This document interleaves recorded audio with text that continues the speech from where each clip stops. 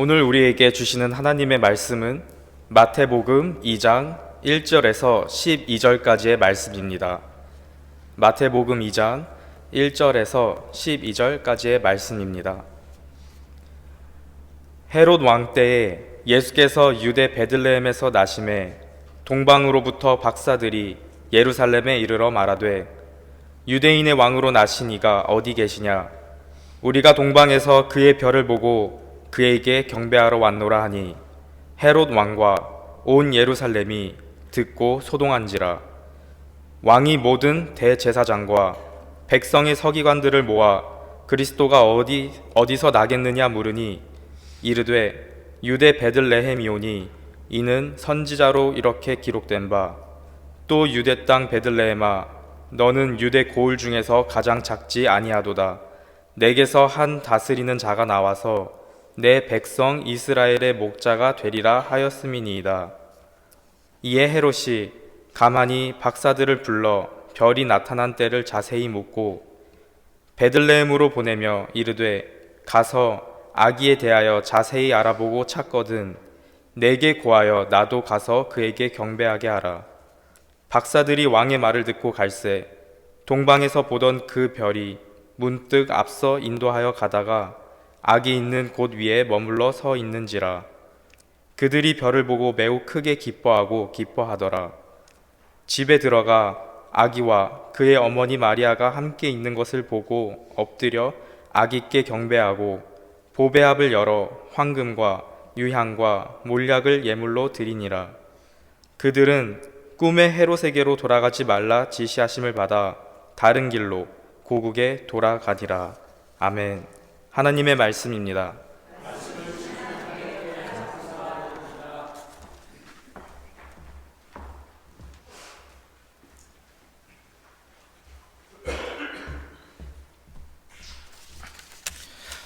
The word of God for us today comes from Matthew chapter 2 verses 1 through 12.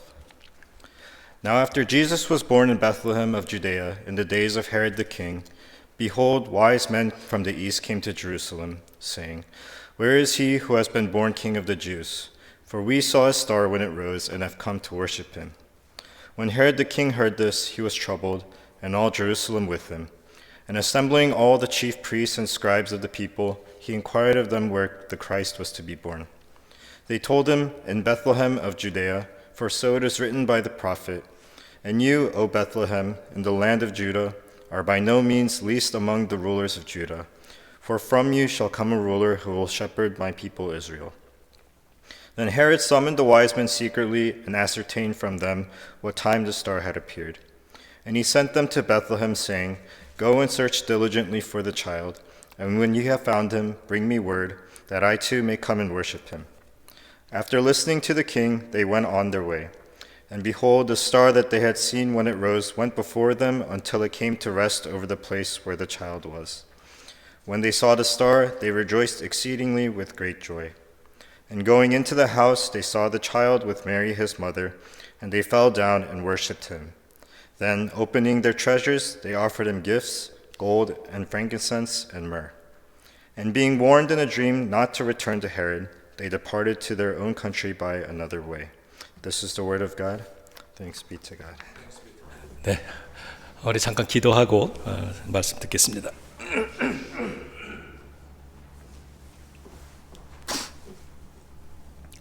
고마우신 아버지 하나님, 이 시간에 주님의 말씀 앞에 섭니다. 하나님의 말씀과 우리 삶의 이야기가 만나지게 하여 주시고, 특별히 우리의 삶, 믿음으로 살아가야 되는 삶, 오늘도 말씀 성경을 통하여서 어떻게 사는 것이 믿음으로 살아가는 것인지, 우리가 어떻게 세상을 바라보고 인생을 바라보고 어떻게 교회를 바라보면서 살아가야 하는지 하나님 그 믿음을 가르쳐 주시기를 원합니다. 우리가 그 말씀 붙들고 올 한 해도 승리할 수 있기를 원하오니 주여 이 시간 말씀으로 임하여 주시옵소서. 예수님의 이름으로 기도드립니다. 아멘. 컴퓨터로 글씨를 쓰다가 보면은 자주 발생하는 일인데요. 저는 한글을 쳤는데 키보드 자판 설정이 영어로 되어져 있어서 엉뚱한 글씨가 만들어질 때가 있습니다. 저 화면에 보면은 저 큰 글씨, 저게 뭐냐면 제가 하나님이라는 단어를 쳤는데 영어로 저렇게 쓰여진 겁니다.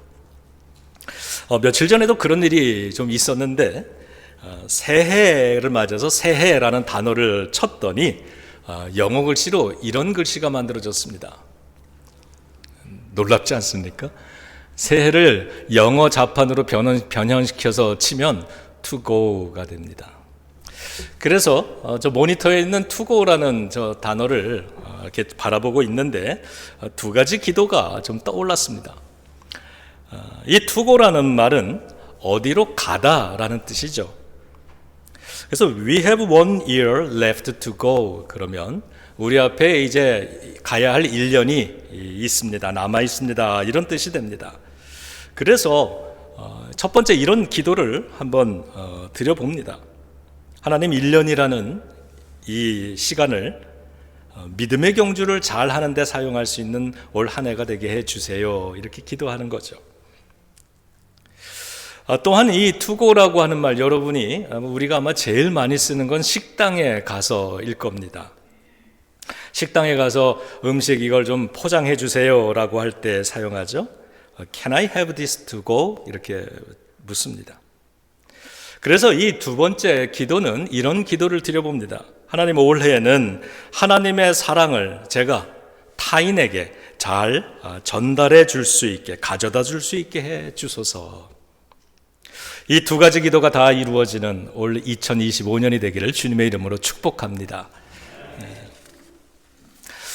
2005년 새해가 밝았는데 여러분들 아마도 성도님들 모두 예빛교회 달력 새해 첫 장을 벽에다가 걸어놓고 예배를 드리러 오셨을 겁니다.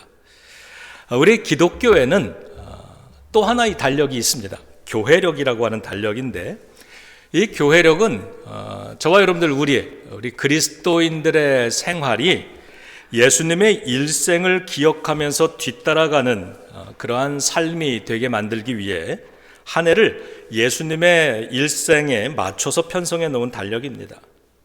그래서 교회력에서 365일이란 예수님이 탄생하시고 세례를 받으시고 변화산에서 변모하시고 또 십자가에서 고난을 받고 죽으신 후에 부활하시고 또 승천하신 것, 여기까지의 일생을 이 1년에 담았습니다. 그것을 우린 절기라고 부르는데 그렇게 정해서 지키게 하는 것, 그것이 교회력인 것입니다. 우리가 가지고 있는 일반 달력은 한 해의 시작이 1월 1일로 시작을 하지만 이 교회력의 시작은 대강절부터입니다. 그러니까 지난해의 대강절은 12월 1일 우리가 창립예배를 드렸던 그날인데 12월 1일 애드벤트가 오면 그때부터 우리 크리스찬의 1년이 시작이 되는 겁니다. 그래서 예수님의 탄생을 준비하고 기다리면서 지내게 되고요. 그리고 그것이 성탄절을 맞이하게 되고 성탄을 지내고 나면 이제 오늘 12월 오늘이 바로 이 주현절이 되게 됩니다.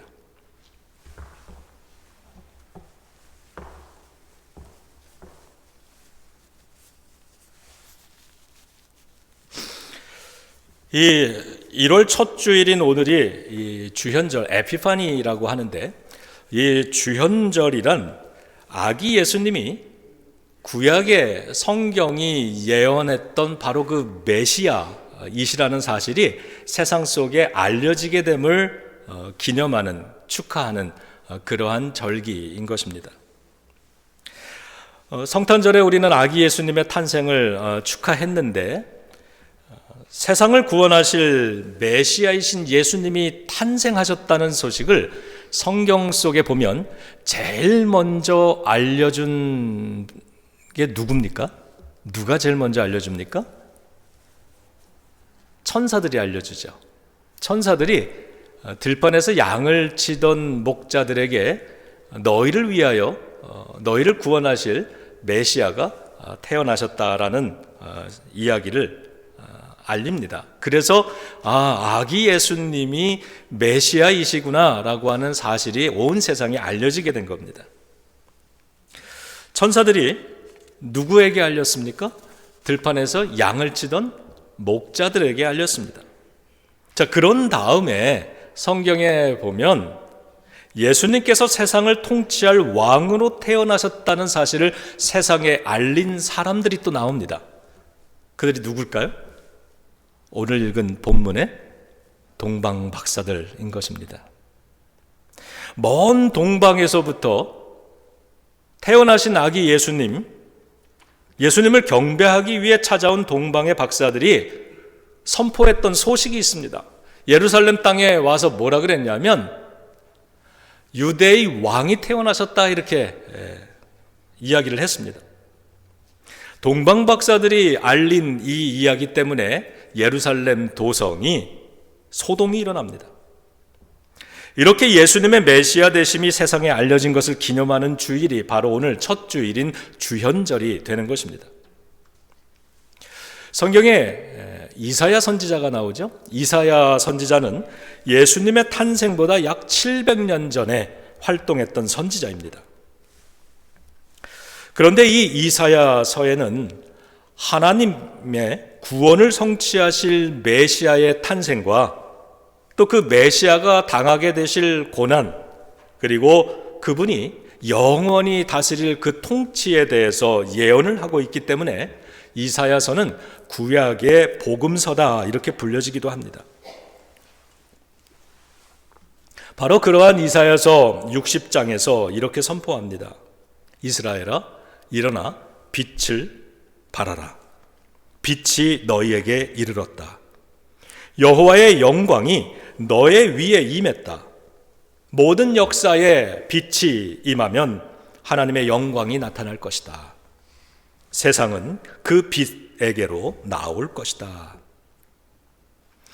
이 이사야의 예언처럼 아기 예수님은 어두운 역사에 태어나셨고 어두운 세상을 밝히는 그러한 생명과 진리의 빛이 되셨으며 예수님을 통해서 인류를 구원하시는 그 하나님의 그 놀라운 사랑과 은혜, 그 하나님의 영광이 세상에 나타나게 되었습니다. 이사야서는 계속해서 이렇게 말합니다.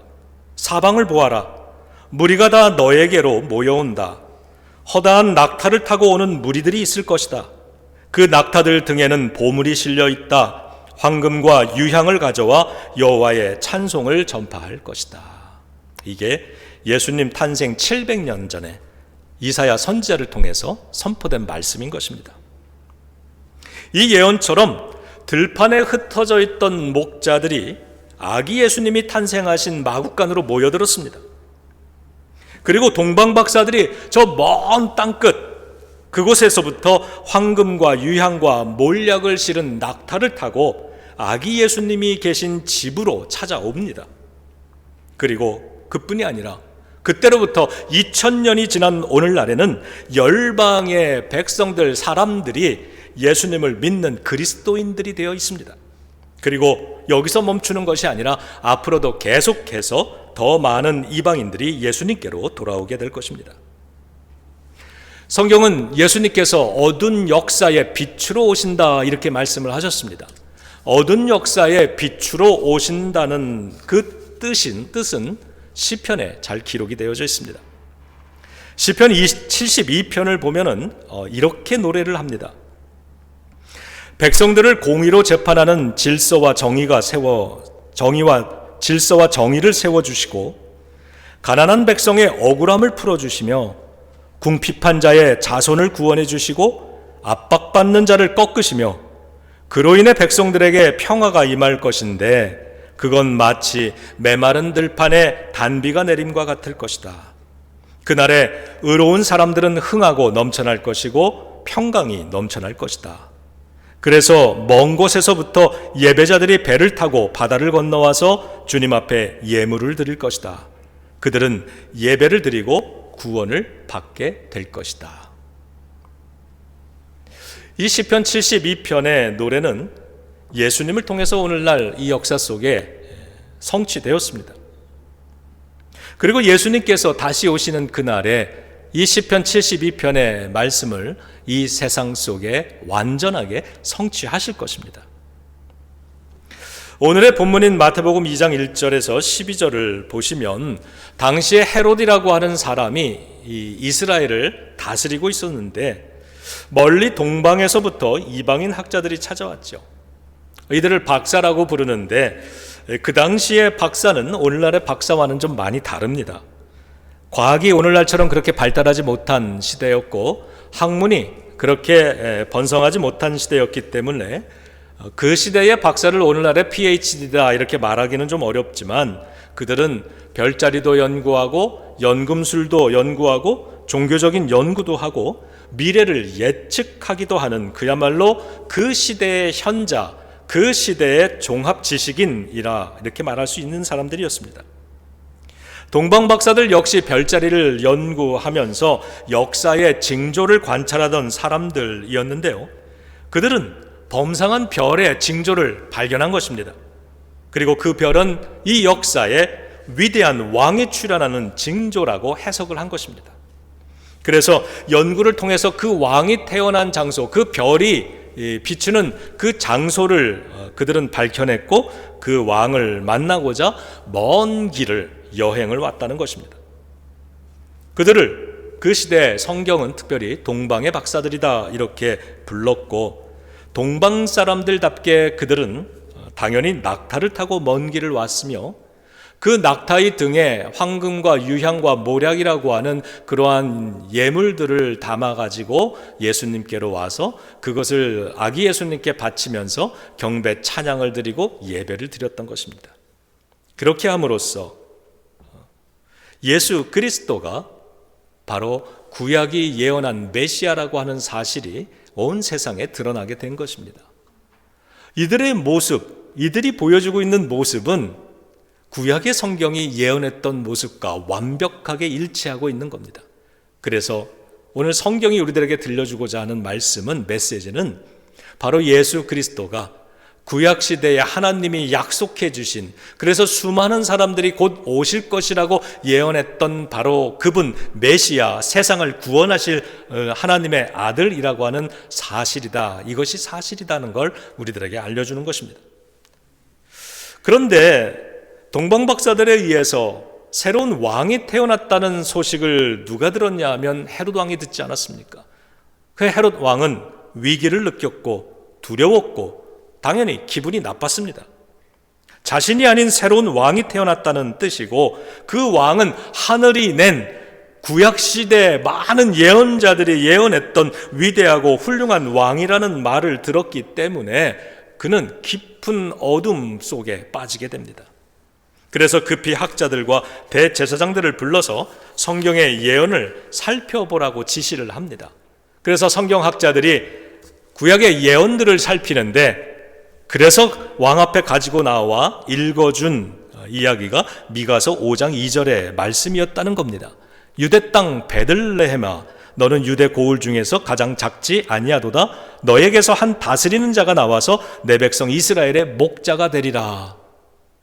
그래서 이 성서학자들은, 대제사장은 왕에게 뭐라고 보고를 하냐 하면 저 동방박사들이 얘기한 이 시대에 태어난 하늘이 낳은 그 왕이 성경에 예언해 보니까 베들레헴에 태어났다고 말하고 있습니다. 이렇게 얘기하는 겁니다. 그래서 이 동방박사들은 베들레헴으로 향해 갔고 거기서 예수님께 예배를 드린 것인데 헤롯 왕은 그 이야기를 듣고 절망한 겁니다. 예언이 된 말씀이라니, 예언된 그 인물이 태어났다니 보통 큰일이 아닌 것입니다. 그래서 헤롯 왕은 결심합니다. 그 아기를 죽여야 되겠다라고 결심한 거죠. 그로 인해서 그 땅에 비극적인 사건이 벌어지게 됩니다. 예루살렘 이스라엘 땅에 사는 모든 3살 이하의 어린이들은 다 죽이라는 학살 명령이 일어났고 그 땅에 비극이 시작이 됐습니다. 왜 3살 이하의 남자 아기를 모두 학살하라 그랬을까? 어쩌면 이 일이 벌어진 때가 예수님이 탄생하신 지 최대 2년, 3년이 지났던 시절임을 보여주는 것이라고 생각이 됩니다. 예언된 메시아가 오신 신나는 사건인데도 불구하고 이 축복된 사건인데도 불구하고 헤롯과 같은 사람들은 여전히 어둠 속에 머무르고 있습니다. 헤롯의 뒤에는 누가 있습니까? 로마 제국이 있는 겁니다. 그리고 헤롯과 손잡은 옆에는 누가 있습니까? 유대교 지도자들이 있었습니다.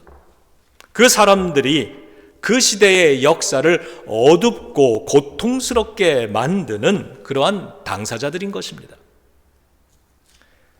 동방박사들은 아기 예수님이 계신 곳 그 집을 찾아갔고 엎드려 경배했고 준비해온 황금과 유약과 모략을 바쳤고 헤롯을 피해서 왔던 길이 아닌 다른 길로 돌아서 자기들의 고향으로 돌아갔습니다. 아마 성경에 기록은 없지만 이 동방박사들은 아기 예수님 메시아의 탄생을 목격하고 친히 예배한 사람들입니다. 그렇기 때문에 그들이 동방 이방 땅에 돌아갔을 때 그들의 평생 동안 그 이방 나라에서 메시아이신 예수님의 탄생에 대해서 지속적으로 알리지 않았겠습니까? 하나님께서는 그런 사람들을 일으켜서 예수 그리스도가 메시아이시라는 사실을 세상에 알리고 계십니다. 시편 72편이 찬양하고 있듯이 먼 곳에서부터 예배자들이 와서 바다를 건너와서 주님 앞에 예물을 드리고 예배를 드리고 구원을 받게 된다라고 하는 이 말씀, 이것을 하나님께서는 오늘날까지 지난 2000년 동안 계속해서 이루어 가고 계시는 것이며 오늘날뿐이 아니라 앞으로도 계속해서 이어가신다는 걸 우리는 알 수 있습니다. 예수 그리스도께서는 이러한 사명을 가지고 이 땅에 오신 것입니다.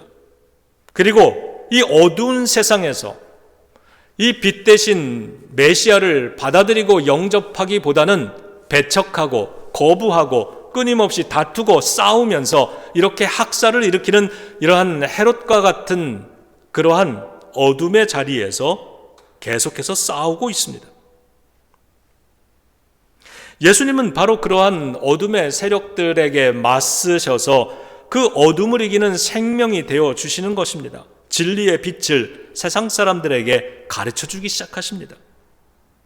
그리고 십자가에서 인류의 죄와 이 사망에서 그들을 구원해 주시지 않았습니까? 그리고 그때로부터 지금까지 이 땅에는, 이 역사에는 예수님을 구주로 고백하는, 메시아로 고백하는 수많은 사람들이 생겨난 것이고, 예수님을 따르는 그러한 제자들, 우리 성도들, 그리스도인들을 통해서 어두웠던 역사가 조금씩 밝아지고 있는 것입니다. 백성들을 공의로 재판하는 질서와 정의가 세워지게 하는 것, 그것이 하나님께서 오늘 메시아를 통해 시작하셨고 우리 성도들을 통해서 이 땅에 만들어 가시고자 하는 일인 것입니다. 여러분, 재판의 질서, 사법의 질서가 무너지면 어둠인 것입니다. 그것을 무너뜨리는 것이 헤롯인 것입니다. 그런 것은 하나님의 뜻이 아닌 것이죠. 누구 보고 바로잡으려는 겁니까? 백성들에게 바로잡으라는 겁니다. 특별히 우리 크리스찬들에게 바로잡으라는 겁니다. 또한 가난한 백성의 억울함을 풀어주라고 합니다. 경제의 원리나 아니면 힘 있는 사람, 많이 가진 사람이 여전히 그 힘을 가지고 가난한 사람들을 착취합니다. 그러한 착취당하는 그런 세상에 욕심 많은 그러한 모습을 우리 성도들을 통해서 고쳐나가라는 것입니다. 궁핍한 자의 자손을 구원하신다. 압박하는 자를 꺾으신다. 잘못된 힘, 잘못된 권세를 꺾는 것이 하나님의 뜻인 것입니다. 그로 인해서 마치 메마른 들판 같았던 그러한 역사 위에, 그러한 나라, 그러한 사회, 그러한 가정 위에 단비가 내리는 것처럼 하나님이 주시는 평화가 이루어진다는 겁니다. 예수 그리스도가 메시아로서 이 땅에 가지고 오셨던 그 새로운 질서에 대한 복된 소식, 주님이 하나님의 나라의 질서를 우리들에게 가르쳐 주시고 우리들에게 보여주셨던, 맛보게 하셨던 그것을 이어받은 이 땅에 오늘날의 크리스찬들이 이 땅에 있는 어둠들과 싸우고 저항하고 하나님의 정의를 바로 세워나갈 때, 그러할 때 이 사막 같은 메마른 땅에 비로소 숨통이 트이기 시작하고, 비로소 기쁨이, 노래가 다시 불러지기 시작하고 사람들 속에 평화가 세워진다는 이야기입니다. 그렇게 이 땅에 이 역사에 평화가 임하는 것이고요, 점점 의로운 사람들이 흥하고 넘쳐나게 되는 것이고, 주님 오시는 그날에 하나님께서 아직 부족한 이 땅, 미완성된 이 땅에 하나님의 나라를 온전히 완성해 주신다는 것입니다. 여러분, 이 말씀을 우리가 믿어야 되는 줄로 믿습니다. 믿는 사람 소망하는 게 우리 성도들이죠. 그러니 예수 그리스도를 믿고 그분의 말씀을 우리가 받아들이고 그 말씀대로 붙잡고 살아가기 시작하면 우리의 메마른 인생에도 단비와 같은 하나님의 은혜의 역사가 세워진다는 것입니다. 가정이 어렵고 힘들고 메마른 그러한 광야같이 느껴지더라도 우리가 그 말씀을 가지고 다시 살아가기 시작하면 가정도 회복될 수 있다는 이야기고요. 이 역사가 보기에 불안하고 모든 것이 불의가 판을 치는 것 같은 이러한 답답한 현실 역사를 본다 할지라도 우리들이, 교회가 바로 서면 이것도 바꿀 수 있다는 것입니다.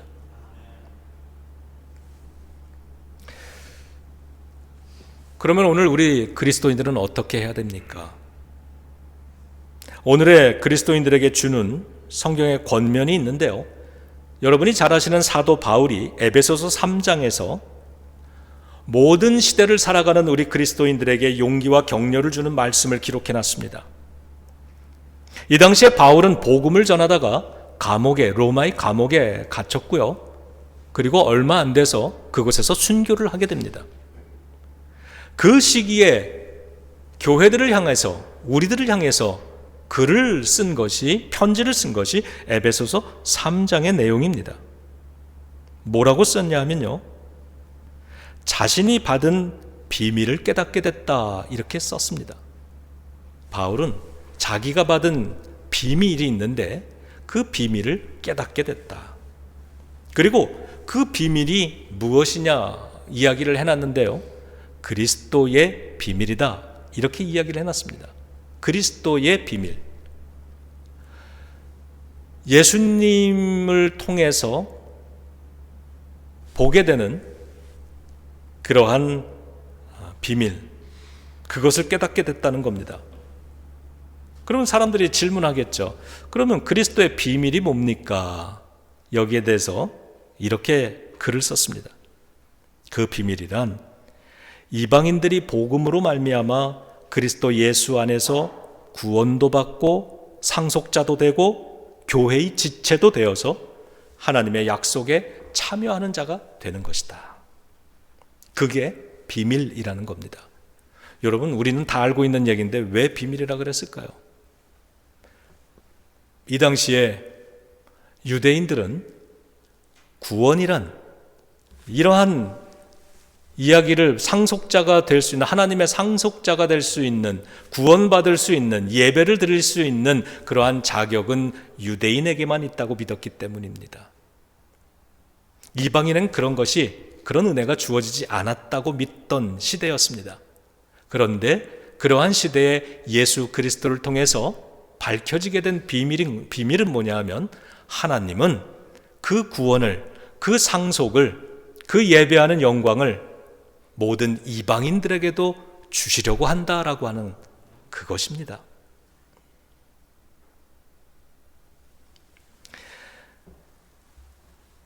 그러면서 바울은 이렇게 얘기합니다. 주님은 그 일을 계속하라고 나를 하나님의 일꾼으로 부르셨습니다. 그리고 자신이 그 일을 감당할 수 있도록 하나님은 은사도 주셨습니다. 그래서 자신은 이방인들에게 복음을 전하고 있다고 고백합니다. 비록 그 일을 감당하다가 내가 오늘 이렇게 감옥에 갇히기도 했지만 나는 그리스도의 비밀을 알게 되고 보니 이런 감옥의 현실, 이러한 형편도 나의 믿음을, 나의 인생을 혼란스럽게 만들지 못합니다. 의심되거나 두렵거나 흔들리지 않습니다. 왜냐하면 나는 이 비밀을, 이 미스터리, 이 신비를 나는 이미 깨달았기 때문입니다. 이렇게 고백하면서 우리 모든 크리스찬들을 향해서 이렇게 당부를 합니다. 나 바울이나 여러분 그리스도인들이나 우리 모두 예수님을 믿는 사람들 아닙니까? 우리는 그 믿음으로부터 담대함과 확신을 가지는 사람들이 아닙니까? 그러니 여러분이 인생에서 만나는 환난을 두려워하지 마십시오. 낙심하지 마십시오. 그리스도께서 여러분의 영광이 되어주십니다. 여러분, 바울이 말한 그리스도의 비밀이 깨달아지게 된 것, 그 비밀로 감춰져 있던 것이 드러나서 알려지게 된 것, 이것이 바로 주현절인 것입니다. 우리는 바울처럼 그 비밀을 깨달은 자들입니다. 그래서 확신하는 겁니다. 비록 이 믿음의 길을 걸어가다가 답답한 일도 만나고 혼란스러운 그런 상황들도 경험하게 되는 것이지만, 그렇다고 해서 그것 때문에 우리의 믿음이, 우리의 인생이 무너지지 않는다는 겁니다. 우리의 신앙이 포기되어지지 않는다는 겁니다. 낙심하지 않을 수 있다는 겁니다. 어떤 땐 지독한 가난이 찾아올 수 있고, 어떤 때는 지독한 질병이 찾아올 수도 있고, 어떤 때는 가정의 위기가 찾아올 수도 있는 것이지만, 그러나 우리 성도들에게는 하나님이 주시는 약속이 있다는 것, 그 모든 어려움과 고난과 광야 같고 메마른 들판 같은 그곳에도 예수 그리스도의 그 복음이 단비와 같이 내려질 수 있다라고 하는 것, 그것이 비밀이라고 하는 것을 우리는 알기 때문에 실망하지 않고 낙심하지 않고 올 한 해에도 우리 앞에 놓여져 있는 믿음의 경주를 끝까지 또 마칠 수 있게 되는 사람들인 것입니다. 그래서 우리 이렇게 당당하게 말할 수 있기를 바랍니다. 따라해 보시죠. 예수님은 나의 확신입니다. 나의 확신은 건강도 아니고요. 나의 확신은 일이 잘 풀리는 성공도 아닙니다. 나의 확신은 예수 그리스도이십니다. 따라해 보시죠. 예수님은 나의 빛이시다. 올 한 해 인생이 좀 어두운 그늘이 졌다라고 생각이 되시면 예수님이 여러분의 빛이신 것을 믿으시기 바랍니다. 세상을 구원하시는 메시아이시며 참된 진리와 생명이심을, 그 비밀을 여러분이 가졌다는 사실을 떠올리면서 우리는 흔들리지 않을 수 있는 사람이라고 하는 그 바울의 고백을 우리도 다시 한번 되새겨 볼 수 있기를 바랍니다. 예비교회 성도 여러분, 예수님은 2000년 전에 이 땅에 아무도 예상하지 못했던 때에 어쩌면 설마 이렇게 사람들이 생각하던 그 2000년 전에 이 땅에 태어나셨습니다. 마찬가지로 우리 예수님께서는 이 땅에 다시 오실 것입니다. 오늘의 사람들이 설마 이렇게 생각하는 그때에 예수 그리스도께서는 반드시 오실 것입니다. 그리고 그날에 세상에 온전한 하나님의 나라를 세워 주실 것입니다. 우리는 그 사실을 알기 때문에, 우리는 그것을 믿음으로 붙잡고 있기 때문에 그 믿음으로부터 담대함과 확신을 가지는 것입니다. 그러니 여러 환난이 있거든 여러분 낙심하지 마시기 바랍니다. 당당하게 올 한 해 어깨를 펴시기 바랍니다. 우리 예비교회, 세상 속에 어떠한 모습으로 혹 우리가 부족함이 많다 그래서 여러분 위축돼 가지고 그러고 살지 마시기 바랍니다. 우리 예비교회입니다. 정말 이 지역의 어느 교회보다도 우리는 큰 결단을 하고 어떠한 핍박과 어떠한 손실도 두려워하지 않고 예비교회로 거듭나기 위해서 당당하게 1년 반을 싸워온 사람들이고 하나님의 도우심 가운데 이렇게 새 역사를 시작한 사람들입니다. 여러분, 우리가 겪어야만 됐던 지난 시간들, 세상의 시각으로 보면 바울이 복음을 전하다가 감옥에 갇힌 것처럼 이해 안 되는 일일 수 있을 겁니다. 그렇지만요, 당당하게 이 길을 걸어왔더니 이 지역에 있는 교회 중에 오늘 2025년, 24년 이 시대를 살면서 그런 투쟁과 그런 결단과 그런 헌신과 여러분 그런 것을 세워볼 수 있는 교회가 얼마나 되겠습니까? 저는 그래서 예비교회가 자랑스럽습니다. 당당합니다. 지역 사람들한테 우리를 보라고 말합니다. 우리 성도들은 그 엄청난 일을 결단해서 한 사람들이고 많은 사람들이 비록 포기했지만 우리 성도들은 그 일을 한 사람들이라고 저는 자랑합니다. 그래서 지금도 자랑스럽고 올 한 해 떳떳하게 어깨 피고 살아가려고 합니다. 여러분, 여러분의 삶도 그러합니다. 여러분은 그런 사람입니다. 조금 육신의 질병이 있어서 좀 아프고 힘이 없고 그것이 우리를 규정하지 못합니다. 조금 가난해도 그것이 우리를 규정하는 것이 아닙니다. 가정에 문제가 좀 있고 질병이 있고 속이 상하고 두렵더라도 여러분, 우리에게는 하나님의 영광이 있습니다. 그 비밀을 아는 사람들입니다. 올해 나는 예비교회, 주님의 빚된 백성들이다 라고 하는 마음을 가지시고 이 믿음으로 어깨 펴고 당당하게 씩씩하게 2025년을 우리 맞서서 그렇게 살아갈 수 있기를 바랍니다. 빛이 되어서 2025년 용감하게 살아갑시다. 그리스도께서 저와 여러분들 우리들의 예비교회 그리고 여러분 가정에 여러분 자녀들의 영광이 되어 주실 줄로 믿습니다. 기도하겠습니다. 하나님, 어려운 길을 걸어왔기 때문에 승리도 큽니다.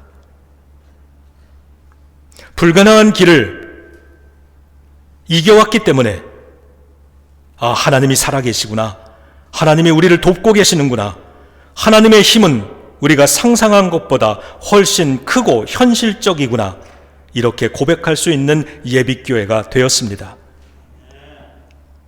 하나님, 우리 성도들에게 바울이 가졌던 이 확신, 이사야 선지자가 가졌던 그 확신, 들판에 양을 치던 목자들이 가졌던 그 확신, 멀리 동방에서 찾아올 만큼 동방 박사들 속에 있었던 그 확신, 그 비밀이 비밀로 감추어져 있던 것이 이제 우리들에게 알려졌고 우리의 고백이 되고 우리의 믿음이 되었습니다. 아버지 하나님, 바울이 이야기한 것처럼 두려워하거나 낙심하지 마십시오. 확신을 가지십시오. 그리스도께서 너희의 영광이 되어 주십니다. 이 음성 붙잡고 올 한 해 시작하오니 어둠이 있는 인생마다, 그늘진 가정마다 하나님, 그곳에 하나님의 빛이 오늘 이 예배를 통해 비추어지는 시작이 되게 하여 주시옵소서. 믿음 붙잡고 나아가는 올 한 해, 그동안 이루지 못했던 그 일들이 우리의 인생에서, 우리의 가정에서 하나씩 하나씩 시작되게 하여 주시옵소서. 이 모든 말씀을 예수님의 이름으로 간절히 축복하며 기도드리옵나이다. 아멘.